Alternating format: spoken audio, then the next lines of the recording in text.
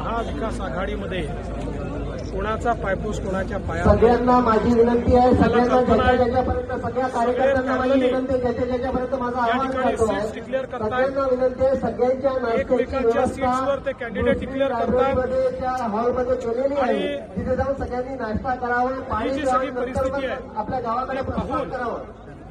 अनेक लोक येत्या काळामध्ये महाविकास आघाडीतनं बाहेर पडतील असं आम्हाला चित्र दिसत आहे.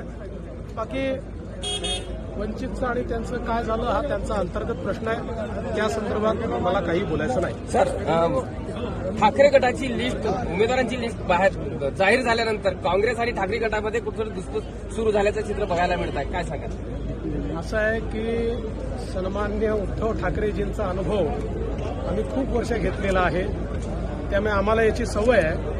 आता काँग्रेसला त्यांच्यासोबत राहायचं असेल तर त्यांनाही त्याची सवय करून घ्यावी लागेल, ते असंच वागतात. धैर्यशील